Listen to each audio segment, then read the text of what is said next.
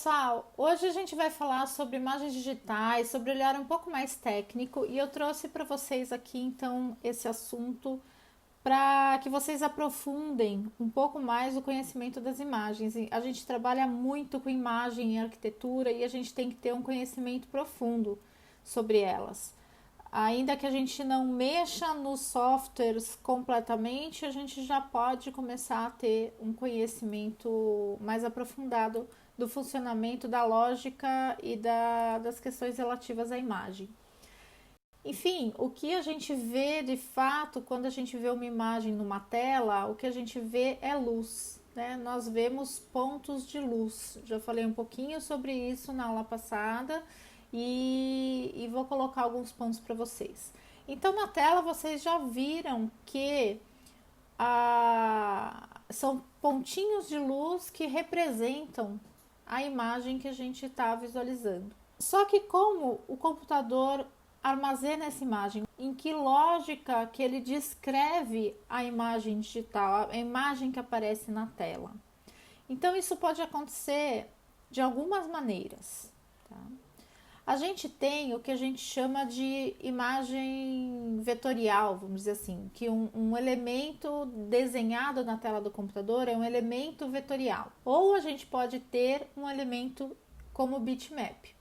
Quando a gente simplesmente olha a tela, olha uma forma como essa, um círculo numa tela, a gente não tem como saber exatamente como que o computador está interpretando isso. Quando a gente está vendo um círculo como vetor, por exemplo, numa tela com fundo preto e um círculo vermelho, a gente não tem como saber exatamente como que o computador está descrevendo, como que ele está armazenando a informação dessa imagem. Posso estar utilizando um software vetorial, um software que trabalha com imagens vetoriais. O que é isso? O AutoCAD, por exemplo, que vocês conhecem. Quando a gente desenha um círculo no AutoCAD, as informações que são registradas são informações sobre o centro do círculo, que forma que é um círculo, é uma entidade, então o computador registra o formato, o ponto central, por exemplo, o diâmetro, a dimensão, ele pode registrar também a informação da cor, vermelho, da espessura da linha, enfim, as informações que ele armazena são parâmetros que faz com que aquele objeto se reproduza na tela. Quando eu tenho um software que trabalha com mapa de bits ou bitmap, o que acontece? Essa mesma coisa que eu vejo na tela, pode ser um círculo vermelho, o computador ele não está registrando uma informação geométrica, ele está registrando apenas a cor de cada um dos pixels dessa imagem. Então, por exemplo, ele registra que a primeira linha tem 600 pixels pretos, que a segunda linha tem 600 pixels pretos, que ele tem a terceira linha alguns pixels pretos, alguns pixels vermelhos e outros pixels pretos. Ou seja, ele faz uma retícula dessa imagem, divide essa imagem em pixels e ele descreve a cor de cada um dos pixels.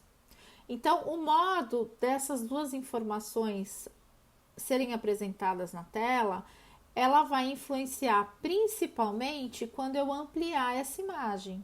Então, a imagem vetorial, quando eu amplio, ele, vamos dizer assim, ele recalcula, como ele tem a informação do raio, da forma geométrica, da espessura, ele simplesmente recalcula toda essa informação para saber quantos pixels naquele zoom ampliado eu vou ter representados ali na minha tela.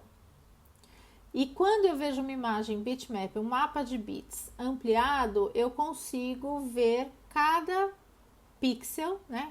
Cada informação, cada quadradinho, que é o que a gente vê quando a gente trabalha no software de edição de imagem. Então, se eu dou zoom num círculo do AutoCAD, eu vou sempre ver esse círculo com o mesmo contorno da imagem, com esse mesmo contorno circular, porque ele está sempre recalculando a visualização em função desses parâmetros matemáticos. E mapa de bits, ele vai aumentando o tamanho da visualização de cada bit, de cada pixel, de modo a eu começar a enxergar um pixel, às vezes, como um quadrado maior, que é o que a gente faz, né? O que acontece quando a gente dá zoom numa imagem num software de edição de imagens. Então, essa diferença é que é importante. Tem programas que trabalham basicamente com vetor, como AutoCAD, tem programas que trabalham basicamente com edição de imagem com pixels, que é esse que a gente está trabalhando, e também Photoshop, Corel Photo Paint. O CorelDRAW e o Illustrator são programas que trabalham com vetor, mas que eles também aceitam a inserção de imagens de pixels nele. Então, apesar dos softwares eles terem uma predominância nessas duas categorias, muitas vezes você consegue pegar um arquivo vetorial, um arquivo que está descrito com informações geométricas e levar para um software de imagem. É isso que acontece quando a gente faz lá no SketchUp, né? O SketchUp é um software de informações vetoriais, informações geométricas, matemáticas. E quando a gente pede para gerar uma imagem a partir daquele modelo 3D, ele está criando um arquivo externo de imagem a partir daquela geometria matemática, daquela geometria vetorial. Então, a gente está nesse universo, a gente está no universo do pixel, no universo em que a imagem ela tem uma quantidade... A imagem tem uma quantidade definida ali de pixels, né? Então, ampliando uma imagem, eu consigo ver a cor de cada pixel. Então, esse tamanho de imagem, quando eu tenho uma imagem, ela tem uma imagem. Quando eu tenho uma imagem em pixels, ela tem uma quantidade exata de pixels, né? Então, quando eu abro um arquivo de imagem, ela tem uma quantidade de pixels que foi gerada quando essa imagem foi gerada. Se foi uma fotografia, dependendo da resolução da câmera fotográfica, ela vai gerar uma certa quantidade de pixels. Se for algo escaneado, a mesma coisa. Dependendo do que você configurou lá para captura, ele vai gerar uma quantidade maior ou menor de pixels. Então, toda imagem tem uma quantidade exata de pixels, porém, o tamanho de impressão, olha, então eu tenho uma imagem, no caso, no software de edição de imagem, a gente consegue ver aqui a quantidade de pixels de uma imagem, então pixel, né, e document size, então tamanho em pixels e tamanho do documento. Então, toda imagem tem uma quantidade exata em pixels, porém, o tamanho na impressão vai depender se esses pixels que existem na imagem, eles vão ser impressos mais juntos ou mais espaçadamente, né? Dependendo da densidade que eu vou escolher para imprimir esses pixels. Então, uma imagem, por exemplo, de 800 pixels por 600 pixels, ela sempre vai ter 800 pixels por 600 pixels, a menos que você transforme essa imagem, né? Mas vamos dizer assim, você vendo ela maior ou menor na tela, você imprimindo essa imagem maior ou menor, a quantidade de pixels da imagem vai ser fixa. E na hora de impressão, na hora de imprimir, dependendo da qualidade de impressão que você escolher, dependendo do que a gente chama dos DPIs, né, que é a resolução de impressão, dependendo de como que você vai pegar esses 800 pixels e distribuir na tua folha, eles podem ficar, né, mais espaçados ou mais juntinhos, a gente pode ter uma resolução maior ou menor, e isso vai influenciar o tamanho que essa mesma imagem vai sair no papel. Então, vamos tentar entender um pouquinho. Então, se eu tenho uma imagem de 800 pixels e eu escolho imprimir em 150 dpi, o dpi é dot per inch, né? É quantos pontos eu vou imprimir em 1 polegada. Então, se eu tiver uma imagem de 800 pixels e numa polegada eu vou por 150, essa imagem vai ficar com 5 polegadas de tamanho. Eu vou detalhar um pouquinho mais. para vocês entenderem. Então, eu tenho dois conceitos aqui. Eu tenho o pixel e eu tenho o dot. Então, se vocês forem ganhar dois gatinhos, já tem nome para os dois, pixel e dot, tá bom? Então, eu tenho meu monitor. O meu monitor tem uma imagem, né? Eu tenho uma imagem digital. E eu consigo, no software de edição de imagem, ver o tamanho dessa imagem. Então, essa imagem, por exemplo, neste exemplo, tem 800 pixels de largura por 600 pixels de altura.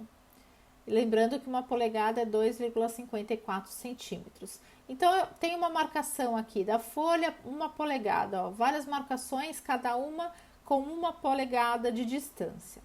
Então, se eu pegar esses 800 pixels e aí eu vou escolher a resolução de impressão.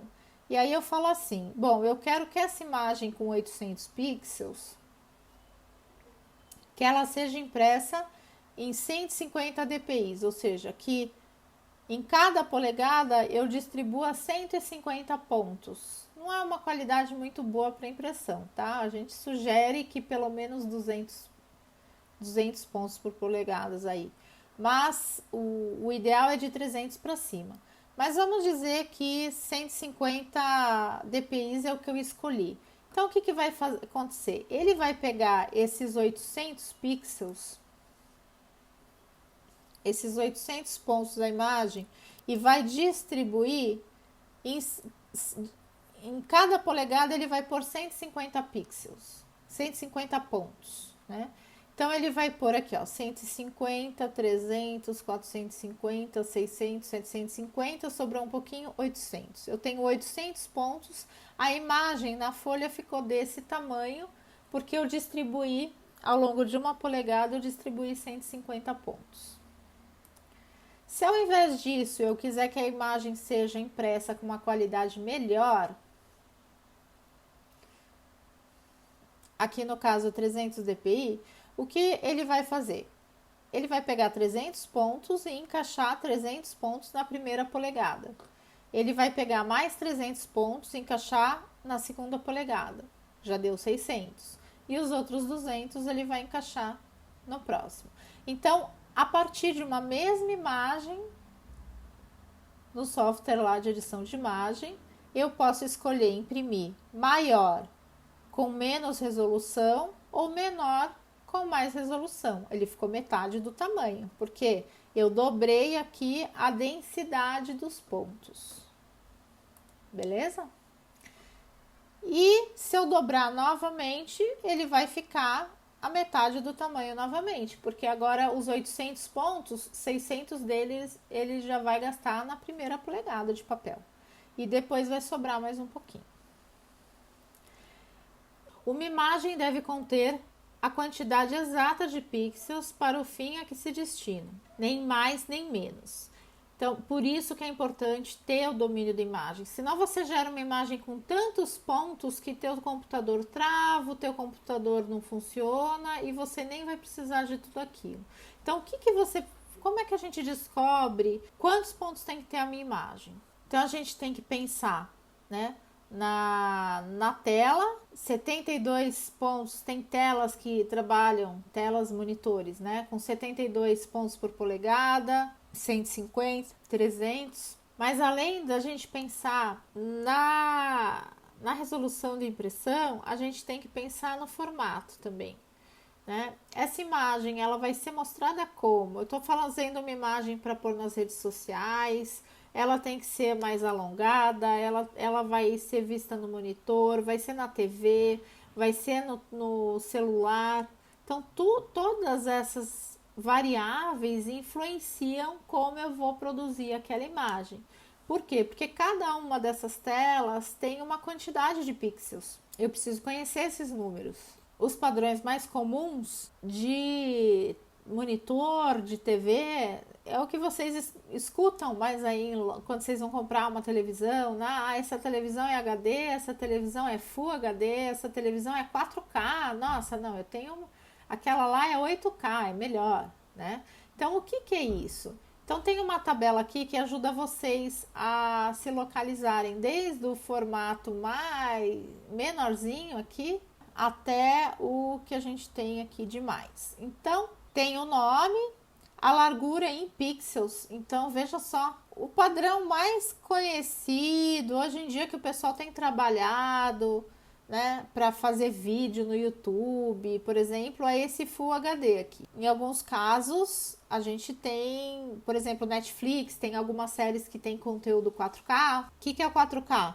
Vocês podem ver que é o dobro, né? Você tem o dobro de pixels na largura e o dobro de pixels na altura. Portanto, eu tenho 4 vezes a quantidade de pixels do Full HD. E tem também os formatos. Aquelas televisões antigas, era a proporção 4:3, né? Aquelas televisões de tubo, sabe? Geralmente era essa proporção. Aí foram criadas as televisões widescreen, né? As televisões que elas têm uma proporção mais alongada. Então vocês têm a proporção 16:9, 16:10, por 8,5. Tem várias variações, 21:9. Então aqui, ó. Tem uma tabela aqui para vocês poderem se localizar.